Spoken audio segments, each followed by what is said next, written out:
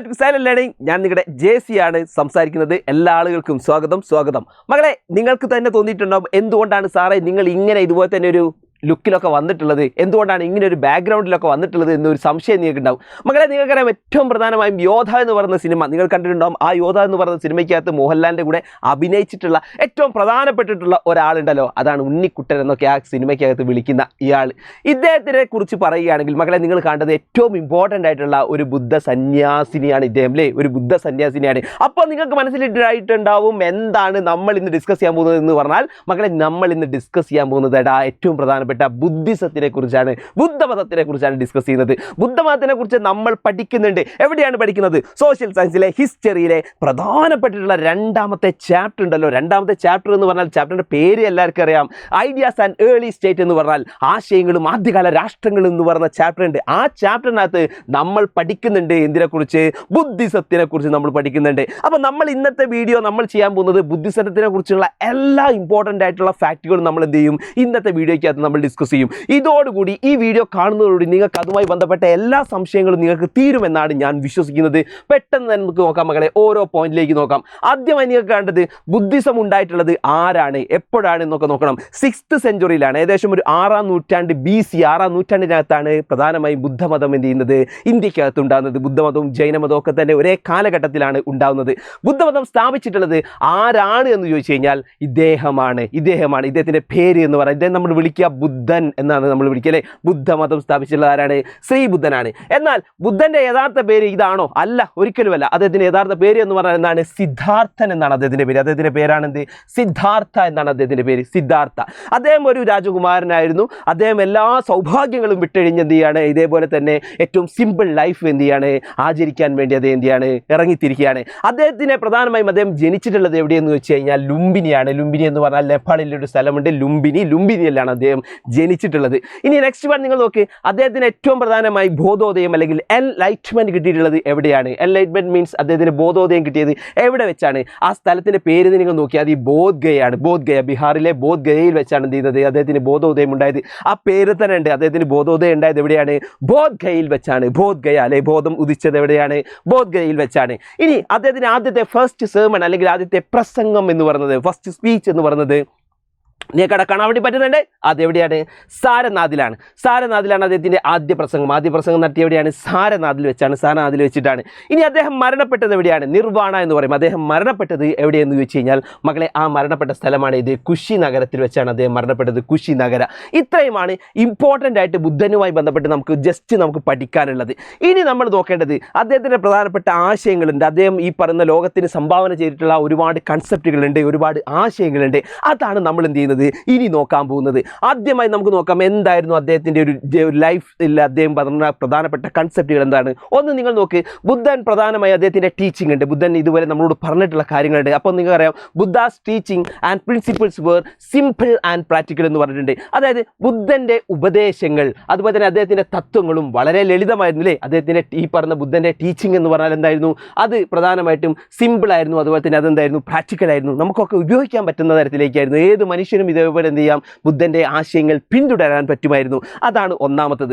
രണ്ടാമത്തത് നിങ്ങൾ നോക്ക്, he rejected Vedas, sacrifices and the caste system. ആ കാലഘട്ടത്തിൽ ഏറ്റവും പ്രധാനമായി നിലനിന്നിരുന്ന വേദങ്ങൾ, അതുപോലെ തന്നെ അന്ന് നടത്തിയ പ്രധാനപ്പെട്ട ബ്രാഹ്മിൺസ് ഒക്കെ നടത്തിയിരുന്ന യാഗങ്ങൾ, അതേപോലെ തന്നെ അന്നത്തെ കാസ്റ്റ് സിസ്റ്റം അല്ലെങ്കിൽ ജാതി വ്യവസ്ഥ, ഈ പ്രധാനപ്പെട്ട 3 കാര്യങ്ങളെയും എന്ത് ചെയ്യുന്നു, അദ്ദേഹം റിജക്റ്റ് ചെയ്തിരുന്നു, അദ്ദേഹം നിരാകരിച്ചിരുന്നു, അദ്ദേഹം എതിർത്തിരുന്നു എന്നുള്ളത് എന്ത് ചെയ്യണം, മനസ്സിലാക്കണം. അപ്പോൾ മക്കളെ, നിങ്ങൾ കണ്ടത് BC 6th സെഞ്ചുറിക്കകത്ത് ഇന്ത്യക്കകത്ത് ഉണ്ടായിരുന്ന പ്രധാനപ്പെട്ട ബ്രാഹ്മണിക് ഡോമിനേഷൻ, അതായത് ബ്രാഹ്മണ മേധാവിത്വത്തിനെതിരെ ഉയർന്നു വന്നിട്ടുള്ള പ്രധാനപ്പെട്ട ഒരു മൂവ്മെൻറ്റുകളിൽ ഒന്നാണ് ഈ ബുദ്ധമതം എന്നുള്ളത് മക്കൾ മനസ്സിലാക്കണം കേട്ടോ. അപ്പോൾ അവർ അന്നത്തെ കാസ്റ്റ് സിസ്റ്റത്തിനൊക്കെ എതിരായിരുന്നു. അന്നത്തെ കാസ്റ്റ് സിസ്റ്റം എന്ന് പറഞ്ഞാൽ നിങ്ങൾക്ക് പ്രധാനമായിട്ടും അറിയുന്നതാണ്, ബ്രാഹ്മിൻസ്, ക്ഷത്രിയ, വൈശ്യ, ശൂദ്ര എന്ന് പറയുന്ന ഒരു സ്ട്രക്ചർ ആയിരുന്നു. ഏറ്റവും ടോപ്പിൽ ബ്രാഹ്മണൻ, പിന്നെ ക്ഷത്രിയൻ, പിന്നെ ഇതുപോലെ തന്നെ വൈശ്യൻ, ലാസ്റ്റ് ശൂദ്രൻ. ഈ സിസ്റ്റത്തിനെ എതിർത്തിരുന്ന ആളായിരുന്നു ആര്? ബുദ്ധൻ എന്ന് പറയുന്നത്. ഇനി അദ്ദേഹം എന്തിനൊക്കെയാണ് ഇമ്പോർട്ടൻസ് കൊടുത്തത്? നിങ്ങൾ നോക്ക്, Buddha gave importance the concept of ahimsa. അദ്ദേഹത്തിൻ്റെ ജീവിതത്തിനകത്ത് ഏറ്റവും കൂടുതൽ ഇതുപോലെ തന്നെ ഈ പറയുന്ന ഇമ്പോർട്ടൻസ് കൊടുത്തിരുന്ന ഒരു കൺസെപ്റ്റാണ് അഹിംസ അല്ലെങ്കിൽ നോൺ വയലൻസ് എന്നുള്ളത്. അതായത് ഒന്നിനെയും കൊല്ലില്ല. നിങ്ങൾക്കറിയാം, ഗാന്ധിജിയുമായി ബന്ധപ്പെട്ട് നമ്മൾ പഠിക്കുന്ന സമയത്ത് നമുക്ക് അറിയുന്ന ഒരു വാക്കാണ് അഹിംസ. ഗാന്ധിജി ഫോളോ ചെയ്തൊരു കൺസെപ്റ്റാണ് അഹിംസ. ഗാന്ധിജിക്കൊക്കെ എവിടെ നിന്നാണ് ഈ കൺസെപ്റ്റ് കിട്ടിയത്? മകളെ, ബുദ്ധനിൽ നിന്നാണ്. ബുദ്ധനൊക്കെ ഉപയോഗിച്ചിരുന്ന അല്ലെങ്കിൽ പ്രചരിപ്പിച്ചിരുന്ന ഒരു ഇമ്പോർട്ടൻ്റ് ആയിട്ടുള്ള ഒരു കൺസെപ്റ്റാണ് അഹിംസ. ആ കൺസെപ്റ്റൊക്കെയാണ് പിന്നീട് ഗാന്ധിജിയെ പോലുള്ള പ്രധാനപ്പെട്ട ലീഡേഴ്സൊക്കെ ഉപയോഗിച്ചതും അത് തന്നെയാണ്. അപ്പോൾ ഒന്നിനെയും കൊല്ലാത്ത ആളുകളാണ് ആര്? ഇവർ എന്ന് പറഞ്ഞാൽ വളരെ സമാധാനത്തിൽ താമസിക്കുന്ന ആൾക്കാർ, ജീവിക്കുന്ന ആൾക്കാരാണ്. ഇനി അത് മാത്രമല്ല, നിങ്ങൾ നോക്കിയാൽ മതി, അവിടെ പറയുന്നുണ്ട് Buddha spread his ideas in Pali, the language of the common people. മക്കളെ ശ്രദ്ധിക്കണം, ബുദ്ധൻ പ്രധാനമായും പ്രചരിപ്പിച്ചിരുന്നത് ആ കാലഘട്ടത്തിൽ പാലി എന്ന് പറയുന്ന ഭാഷയിലാണ്. പാലി ഏത് ഭാഷയിലാണ്? പാലി ഭാഷ. പാലി ഭാഷയുടെ പ്രത്യേകത, അന്ന് സാധാരണക്കാരൻ ഏറ്റവും കൂടുതൽ ഉപയോഗിച്ചിരുന്ന ഭാഷയാണ് പാലി ഭാഷ. അതുകൊണ്ട് സാധാരണക്കാരോട് സംസാരിക്കാൻ സാധാരണക്കാരൻ്റെ ഭാഷയായ പാലി ഭാഷയിലാണ് ബുദ്ധൻ കാര്യങ്ങളൊക്കെ പറഞ്ഞിരുന്നത്. അപ്പോൾ അതായിരുന്നു ബുദ്ധനുമായി ബന്ധപ്പെട്ട് നമുക്ക് പഠിക്കാനുള്ള കുറച്ച് ഇമ്പോർട്ടൻറ്റ് കാര്യങ്ങൾ. ഇനി ഞാൻ പറയാൻ പോകുന്നത്, എക്സാമിനകത്ത് നിർബന്ധമായും എക്സാമിനകത്ത് ചോദ്യങ്ങളായിട്ട് വരാവുന്ന പ്രധാനപ്പെട്ട 2 മേഖലകൾ ഉണ്ട്. അത് നമ്മൾ എന്ത് ചെയ്യാണ്? ഇനി പഠിക്കാൻ പോവാണ്. അതിൽ ഏറ്റവും ഇമ്പോർട്ടൻ്റ് ആയിട്ട് നമുക്ക് ചോദിക്കുന്ന ഒന്നാണ് ബുദ്ധാസ് പ്രിൻസിപ്പിൾ. ബുദ്ധൻ്റെ തത്വങ്ങൾ എന്താണ്? പ്രധാനപ്പെട്ട തത്വങ്ങളാണ്. നിങ്ങളൊക്കെ ജീവിതത്തിനകത്ത് ഇതേപോലെ തന്നെ ഈ പറയുന്ന പ്രാവർത്തികമാക്കാൻ പറ്റുന്ന നല്ല തരത്തിലേക്കുള്ള തത്വങ്ങളാണ് എന്ത് ചെയ്യുന്നത് അദ്ദേഹം പറഞ്ഞിട്ടുള്ളത്. അദ്ദേഹം പറയാണ്, നിങ്ങൾ നോക്ക്, life is full of sorrow അല്ലേ? അദ്ദേഹം പറയാണ്, ഈ പറഞ്ഞ ജീവിതം എന്ന് പറഞ്ഞാൽ ദുഃഖമയമാണ് അല്ലേ? നമ്മുടെ ജീവിതത്തിനകത്തൊക്കെ തന്നെ ദുഃഖങ്ങളില്ലാത്ത ആരെങ്കിലും ഉണ്ടോ? അപ്പോൾ അദ്ദേഹം പറയാണ് ജീവിതം ദുഃഖമയമാണ്. നെക്സ്റ്റ് വൺ നിങ്ങൾ നോക്ക്, desire is the cause of sorrow. അദ്ദേഹം പറയാണ്, ഈ ദുഃഖത്തിൻ്റെ ഒക്കെ കാരണം എന്ന് പറഞ്ഞാൽ എന്താണ്? ആശയാണ്. നമ്മളൊക്കെ തന്നെ പലതിനെയും ആശിക്കുന്നുണ്ട്. ആശിക്കുന്നത് തന്നെയല്ലേ നമ്മളെയൊക്കെ ദുഃഖത്തിൻ്റെ കാരണം? അത് പറഞ്ഞതും ശരി തന്നെയാണ്. നെക്സ്റ്റ് വൺ നിങ്ങൾ നോക്ക്, if desire is destroyed the sorrow is disappear. അദ്ദേഹം പറയാണ്, നിങ്ങൾ നിങ്ങളുടെ ജീവിതത്തിൽ ആശയെ നശിപ്പിച്ചാൽ, അതായത് നിങ്ങളുടെ ആശയെ ഒഴിവാക്കി കഴിഞ്ഞാൽ സ്വാഭാവികമായിട്ട് നിങ്ങൾ എന്ത് ചെയ്യാൻ പറ്റും? നിങ്ങൾക്ക് നിങ്ങളുടെ ദുഃഖത്തിനെ നിങ്ങൾക്ക് എന്ത് ചെയ്യാൻ പറ്റും? ഒഴിവാക്കാൻ പറ്റും എന്നാണ് ആര് പറയുന്നത്? ബുദ്ധൻ പറയുന്നത്. ഇനി നെക്സ്റ്റ് വൺ അദ്ദേഹം പറയാണ്, to achieve this the eightfold path or ashtanga marga should be followed. അദ്ദേഹം പറയാണ്, നിങ്ങൾക്ക് നിങ്ങളുടെ ജീവിതത്തിനകത്തുള്ള ദുഃഖങ്ങളൊക്കെ ഒഴിവാക്കണമെങ്കിൽ നിങ്ങൾ ഫോളോ ചെയ്യണം? നിങ്ങൾ പ്രധാനമായും അഷ്ടാംഗ മാർഗ അല്ലെങ്കിൽ 8-fold പാത്ത് എന്ന് പറയുന്ന അദ്ദേഹത്തിന് വേറൊരു കൺസെപ്റ്റ് ഉണ്ട്.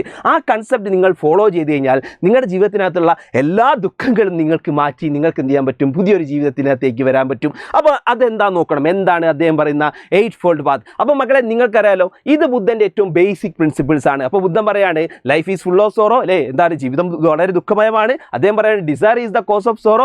ആശയാണ് ദുഃഖത്തിൻ്റെ ഏറ്റവും പ്രധാനപ്പെട്ട കാരണം. നെക്സ്റ്റ് വൺ പറയുകയാണ്, if desire is destroyed sorrow will be disappear. അദ്ദേഹം പറയുന്നത് ആശ നശിപ്പിച്ചാൽ എന്ത് ചെയ്യാം? ദുഃഖം നമുക്ക് ഇല്ലാതാക്കാൻ പറ്റും. ഇനി next one, to achieve this 8-fold path or ashtanga marga should be followed അല്ലേ? ഇതുപോലെ തന്നെ ആശയൊക്കെ ഇല്ലാതാക്കി നിങ്ങൾക്ക് ദുഃഖമൊക്കെ ഒഴിവാക്കണമെങ്കിൽ നിങ്ങൾക്ക് എന്ത് ഫോളോ ചെയ്താൽ മതി?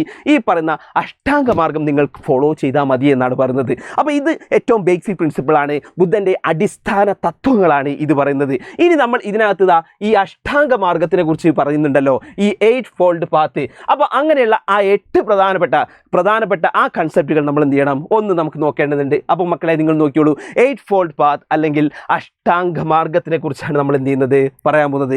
മക്കളെ, നിങ്ങൾക്ക് കാണാൻ വേണ്ടി പറ്റുന്നുണ്ട് 8 പ്രധാനപ്പെട്ട കൺസെപ്റ്റുകളാണ് നിങ്ങൾക്ക് ഇവിടെ കാണാൻ പറ്റുന്നത്. ബുദ്ധൻ പറഞ്ഞിട്ടുള്ള ഏറ്റവും ഇമ്പോർട്ടൻ്റ് ആയിട്ടുള്ള ഇത് ഒന്ന് നിങ്ങൾ നോക്കിയാൽ മതി. റൈറ്റ് വിഷനാണ്, ശരിയായ വീക്ഷണമാണ് ഇത് ഒന്ന്. അതാണ് ഒന്നാമത്തത്. ഇനി രണ്ടാമത് നിങ്ങൾ നോക്ക്, ഈ പ്രധാനമായിട്ട് നിങ്ങൾ കാണാം റൈറ്റ് ഇൻറ്റൻഷനാണ്, ശരിയായ ചിന്തയാണ് ഇത് രണ്ടാമത്തത്.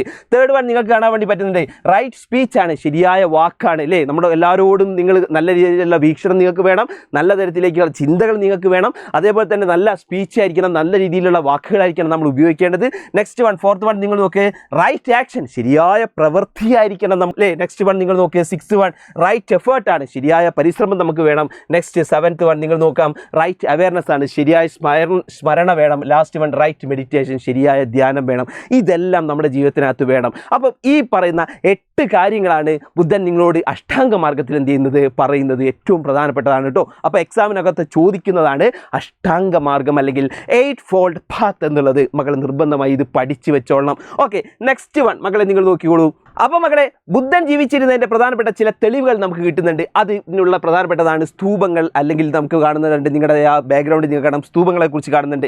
ഈ സ്തൂപങ്ങളാണ് ബുദ്ധൻ ജീവിച്ചിരുന്നതിൻ്റെ പ്രധാനപ്പെട്ട ചരിത്ര തെളിവുകളാണ്, അല്ലെങ്കിൽ ഹിസ്റ്റോറിക്കൽ എവിഡൻസുകളാണ്.